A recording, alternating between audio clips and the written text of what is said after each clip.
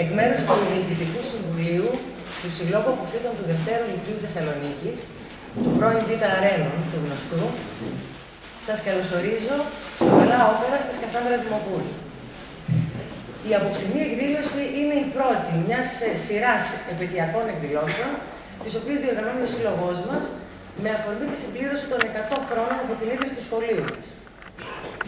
Αρρωγός και συνδιοργανωτής, πρέπει να το πούμε αυτό, είναι ο Δήμος Θεσσαλονίκης και συγκεκριμένα η πρώτη δημοτική κοινότητα.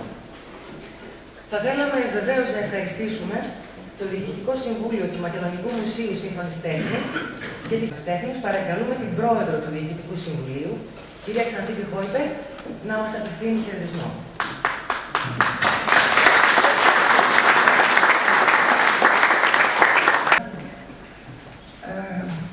Καλωσορίζω πραγματικά με πολύ μεγάλη χαρά.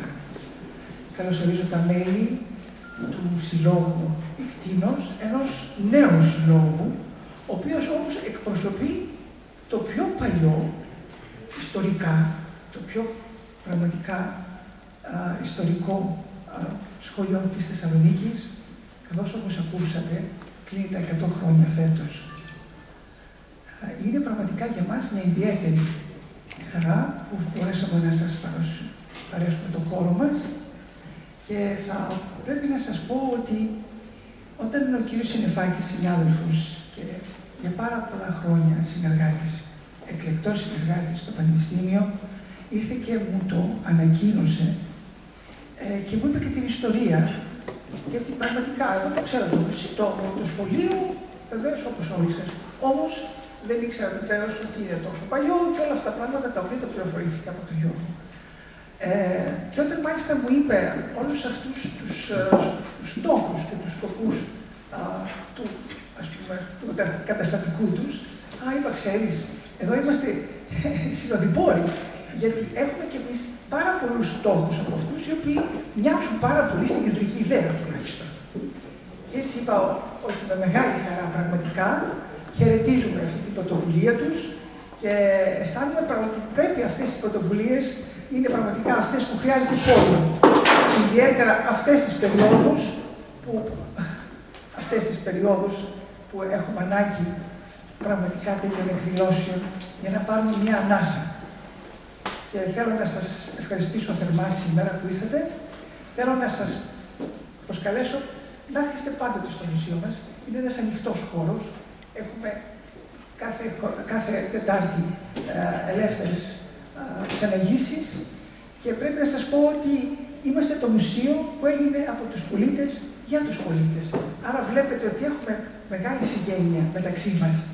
Και αυτό πραγματικά είναι το πιο συγκινητικό, ότι οι πολίτες ζουν και παρουσιάζουν τις δημιουργίες τους με τη δική τους πραγματικά παρουσία. Λοιπόν, με εντυπωσίασε και κάτι παραπάνω και με αυτό θα κλείσω. Ένας αιώνας, 1944-2014. Αυτή η επιτηρίδα που διάβασα ονόματα, ήξερα κάποια ονόματα διδασκόντων, εξαιρετικών διδασκόντων. Διάβασα και πάρα πολλά ονόματα αποφυσάντων από το σχολείο αυτό και έμεινα έκπληκτη.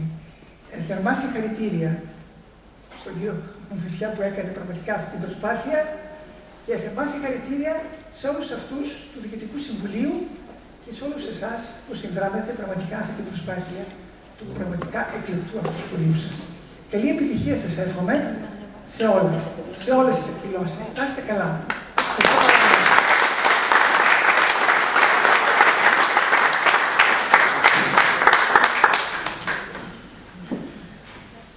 Στο σχολείο μας.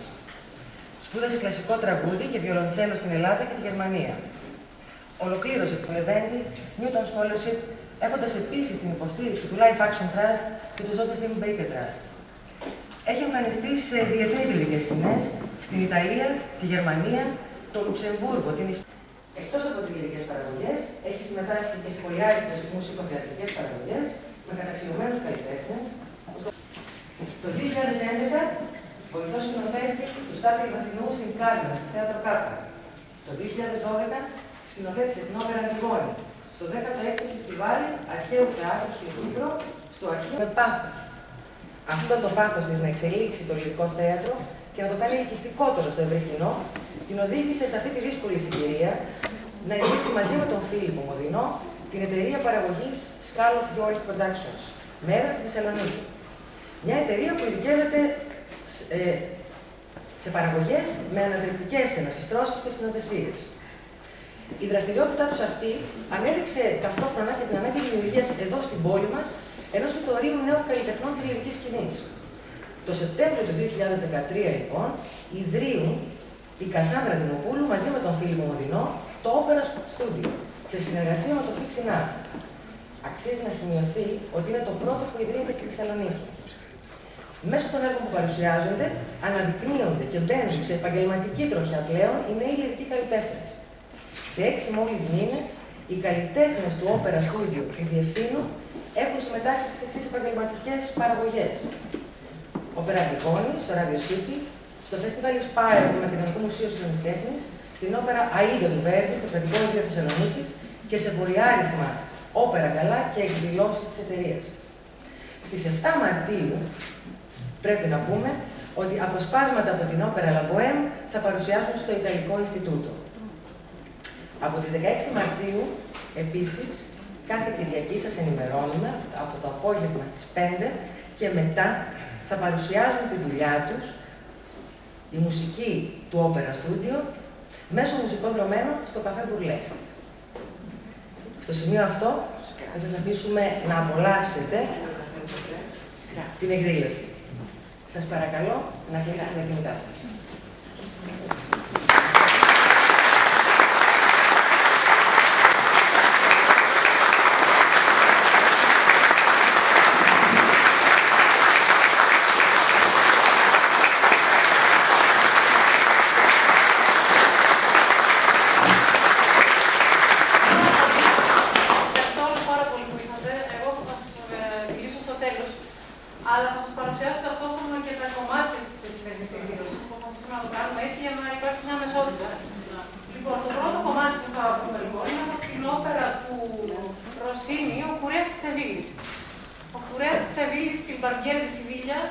Είναι μια κομική όπερα, όπου μιλάει βασικά για τις περιπέτειες ενός κουρέα, του Φίγαρο, της Ροζίνα, μιας πολύ άταχτης κοπελιάς, αλλά με πολύ μεγάλη φρίκαρη, η οποία βρίσκεται στο σπίτι του Δόκτωρ Μπάρτολο, ο οποίος θέλει να την παντρευτεί για να πάρει τα λεφτά της, γιατί είναι φτωχός γενικά, και του Κόνι Αλβαβίβα, ο οποίος μεταμφιεσμένος πάει και της κάνει ερωτική εξομολόγηση, λέγοντάς της ότι είναι για να δει πραγματικά το μεταδότη.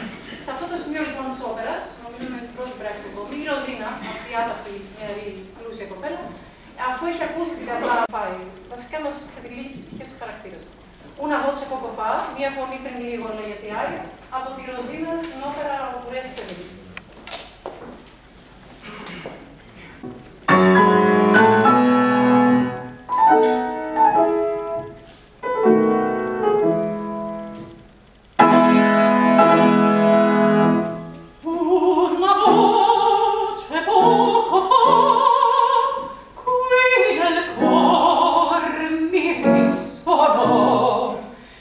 Il mio cuore ferito è già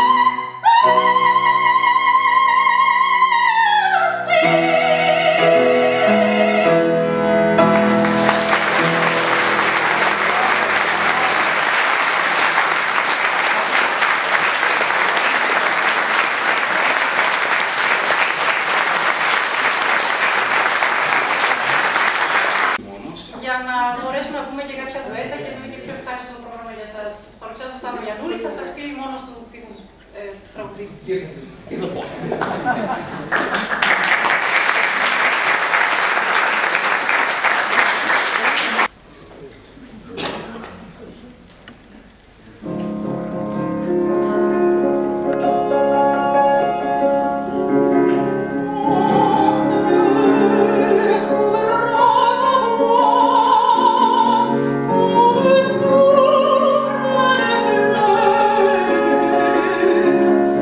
Oh,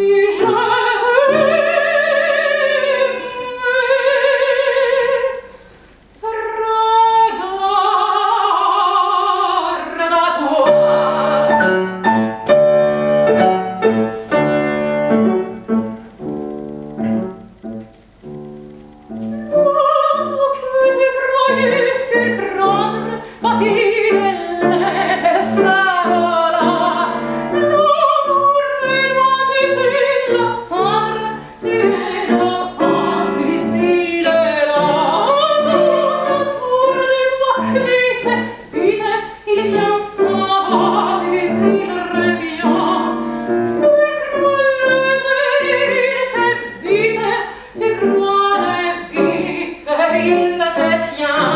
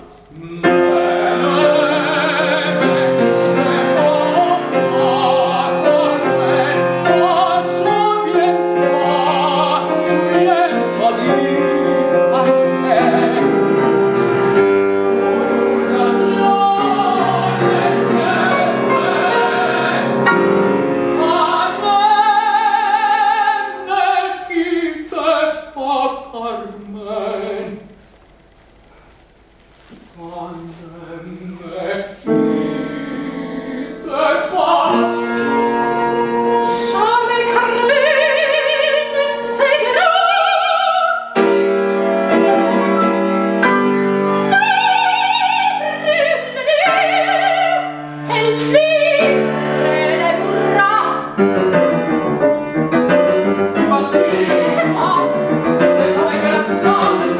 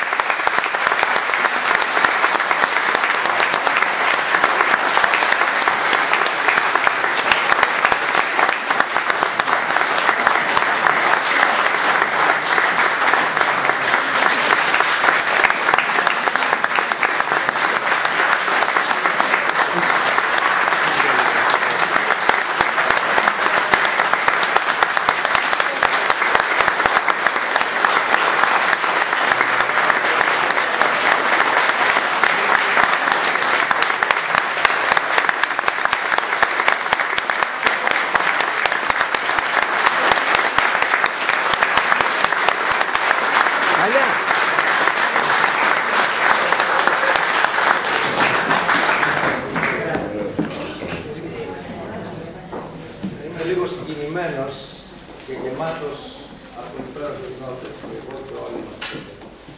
Μας γεμίσατε τα αυτιά και την ψυχή, υπέροχα ακούσματα. Εμείς ως...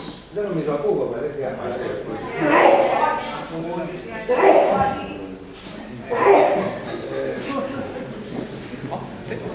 Είμαστε περήφανοι που απόφοιτοι μας... Δεν πειράζει, έχω βάζει. Που οι απόφοιτοι μας τιμούν την πόλη, την Ελλάδα και τον κόσμο όλο, υποθέτω. Σε λίγο. Και πραγματικά μας στηρίζουμε το σχολείο μας που μας έδωσε τις βασικές γραμμές. Εμείς ως Τίνος, το μόνο που μπορούμε να κάνουμε, αφού ευχαριστήσουμε την κυρία Δημοπούλου, τον κύριο Παπαδόπουλο, ένα μικρό αντίδωρο, μια μικρή πλακέτα, η οποία λέει ακριβώς αυτό. Ένα μικρό αντίδωρο για την υπέροχη συναντία που μας χαρίσατε στο πλαίσιο των 100 ετών της δημιουργίας του σχολείου. Να είστε καλά.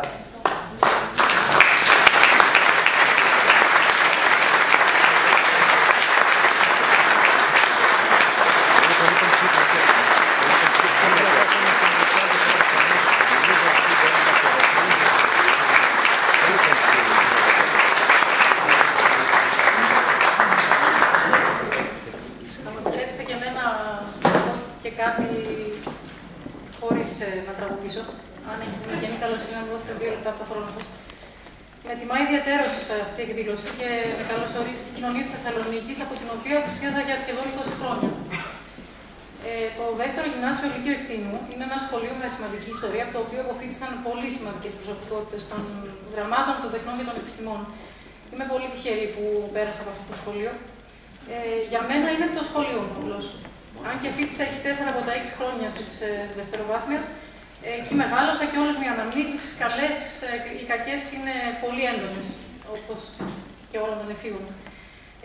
Εκεί έμαθα ό,τι έμαθα από το σχολείο, γιατί μετά η ασχόληση με τη μουσική δεν μου άφησε και πολύ περιθώριο. Για να είμαι ειλικρινής. Εκεί έκανα τις φιλίες μου, εκεί απογοητεύτηκα, εκεί προδόθηκα, αλλά επίσης και ερωτεύτηκα και εμπνεύστηκα και εκεί επαναστάτησα επίσης ως έφηβος.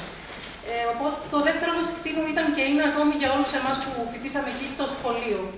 Όπως οι Ιταλοί λένε La Divina, La Calas, για μας είναι το σχολείο. Όταν λέμε το σχολείο εννοούμε το δεύτερο κτίριο. Και αυτός είναι ένας τίτλος πολύ σημαντικός, αν και απλός στο άγγιγμα. Όντας άνθρωπος της τέχνης προσωπικά από μικρή ηλικία, είναι η αλήθεια ότι στο σχολείο, και όχι μόνο στο δεύτερο, δεν ήταν ο χώρος που πραγματικά ένιωθα άνετα. Είναι φυσικό. Ειδικά λόγω της ανατατικής ανασχόλησής μου με την κλασική μουσική, ένα είδος άγνωστο ακόμη τη δεκαετία του 90 στο μέσο όρο των ανθρώπων και των κατοίκων της Θεσσαλονίκης. Ακόμη και σήμερα σε έναν βαθμό.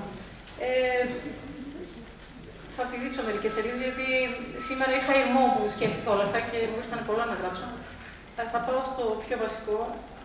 Θέλω να πω ότι τέλος πάντων το θέμα είναι ότι αν και ήμουν λίγο από άλλο πλανήτη στο σχολείο, σαν μουσικός και σαν προσωπικότητα, τελείωσα από εκεί και δεν φαντάστηκα ποτέ ότι το σχολείο αυτό θα με τιμούσε με τέτοιο τρόπο και μάλιστα την πιο σημαντική ίσως στιγμή, από τις πιο σημαντικές στιγμές της ζωής μου, τη στιγμή της επιστροφής. Όλοι γνωρίζετε το μεγάλο συγγραφέα Καζαντζάκη. Κατά τον Καζαντζάκη, λοιπόν, ο Οδυσσέας, αφού γυρίσει τη Μυθάκη, αναγκάζεται να την εγκαταλείψει για ακόμη μια φορά. Και πάνω σε αυτή τη σκέψη, ο μεγάλος και αγαπημένος μου συγγραφέας έγραψε ένα μεγαλειώδες έργο, την Οδύσσεια.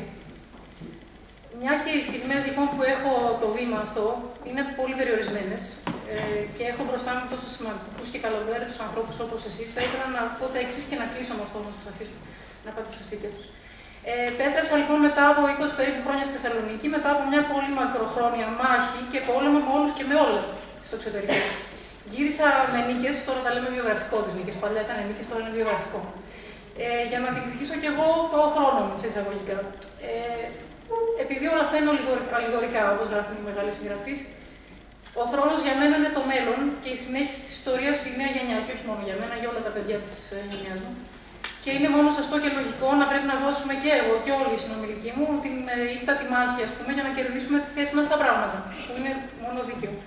Τα πράγματα όμως, όπως και στην Ιθάκη που γύρισε ο Οδυσσέας, είναι ρημαγμένα. Στην Ελλάδα όμως η μεγαλύτερη αξία είναι αυτή που κρατάει τους Έλληνες ενωμένους, πιστεύω, κατά με, είναι η οικογένεια πάνω απ' όλα. Και αν συνειδητοποιήσουμε, τελευταία σελίδα, αν συνειδητοποιήσουμε ότι η οικογένεια είναι και κάτι άλλο από τους συγγενείς εξ αίματος, είναι και αν οι γενιές αλληλοβοηθηθούν, αυτό που κάνετε σήμερα είναι πολύ σημαντικό όλοι σας, και αλληλοστηριχθούν, τότε η καταστροφή αυτή που έχει έρθει θα αντιστραφεί και θα σταματήσει, πιστεύω, κατά την ταπεινή μου άποψη πάντα αυτό. Και εμείς που επιστρέψαμε από τα ταξίδια μας, και εσείς επίσης, όποια γίνονταν αυτά, βασικά ζητάμε τις πόρτες και τις καρδιές αυτών που έμειναν πίσω, πάλι σε εισαγωγικά, ανοιχτές. Ζητάμε την εμπιστοσύνη σας, την αγάπη και την πίστη σας. Και με τέτοιες συμμαχίες, πιστεύω, μπορούμε να ελπίζουμε σε ένα μέλλον εμείς πια και για τα παιδιά μας. Και παρακαλώ όσοι είναι κλειδοκράτορες να ανοίξουν τις πόρτες, όποιες και είναι αυτές, και ας υπάρξει δημιουργία και συνεργασία. Οπότε, αυτή τη στιγμή θέλω να ευχαριστήσω από καρδιά στο Σύλλογο Εκτίνο, ο οποίος μας στηρίζει και μας αναγνωρίζει στην τόσο δυνατή και εύθραστη στιγμή της επιστροφής. Προσωπικά εμένα και όλους αυτούς που στηρίζει. Και υπόσχομαι ότι θα τον τιμήσω και παραπάνω στο μέλλον με τις πράξεις μου εδώ πλέον και όχι τόσο στο εξωτερικό. Ευχαριστώ συγκεκριμένα τον Γιώργο τον Μουζιά. Σας ευχαριστώ πάρα πολύ για όλα. Τη Θάλια τη Τζακνάκη επίσης. Ήταν μια υπέροχη παρουσίαση. Τον Ευθύμη τον Ευθυμιάδη που οργάνωσε και με κάλεσε σε αυτή την υπέροχη εκδήλωση. Το Μακεδονικό Μουσείο Σύγχρονης Τέχνης, το οποίο υπεραγαπώ, γιατί με στηρίζει εδώ και πολλά χρόνια. Και πολύ πριν πολλοί κόσμος πιστέψει σε μένα, το Μακεδονικό Μουσείο Σύγχρονης Τέχνης πίστεψε και μου έδωσε βήμα και ακόμη δίνει σε μένα και τα παιδιά μου στο Όπερα Στούντιο, την κυρία Χόιπελ, την κυρία Τριανταφυλλίδου και όλους τους τεχνικούς συνεργάτες που υποστηρίζουν πάντα, τους συναδέλφους μου φυσικά, τον κύριο Φίλιππο Μαδινό και τον κύριο Σταύρο Γιαννούλη, και όλους εσάς φυσικά που μας θυμήσατε σήμερα την παρουσία σας. Εύχομαι καλές απόψεις. και να είστε καλά.